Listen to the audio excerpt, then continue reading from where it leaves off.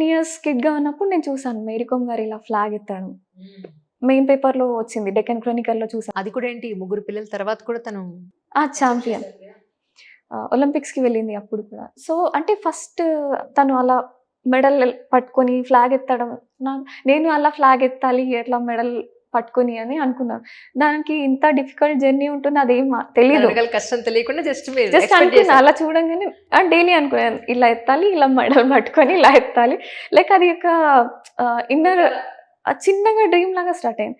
And మా బాబాయ్‌తో పాటు నేను మైక్ టైసన్ వీడియోస్ చూసేదాన్ని. మైక్ టైసన్ ఒక షాట్ ఇవ్వగానే ఎవరైనా ఇట్లా నాకౌట్ అయిపోతారు. నేను అట్లా కొట్టాలనుకునేదాన్ని. పెద్దగా ఏం ఫెసిలిటీస్ ఏం లేవు నాకు. అక్కడ కోచ్ లేరు, గ్రౌండ్ లేదు అండ్ బాక్సింగ్ ట్రైన్ చేసేవాళ్ళు లేరు. ఏమి లేకపోయినా అనుకోవడమే కదా! దట్ ఐ ఏదన్నా అనుకోవచ్చు. Understand totally. యాహ్! ట్రూ. ఆ! సో, అలా అనుకున్నాను. సో, ఇంట్లో చెప్పాను. నేను ఇట్లా అవుతా, నేను ఇట్లా కొడతానంటే నాన్నన్నారు, "అమ్మాయిలు ఇవన్నీ చెయ్యరు. అమ్మాయిలు నైస్‌గా ఉండాలి." లైక్ అంటే సున్నితంగా ఉంటారు కదా! సో, మా గ్రాండ్ ఫాదర్ అంటే ఎట్లా ఉంటుండే అంటే, మా గ్రాండ్ ఫా డిఫరెంట్ మైండ్ సెట్. ఆయన వుమెన్ అంటే ఇలా ఉంటారు అని.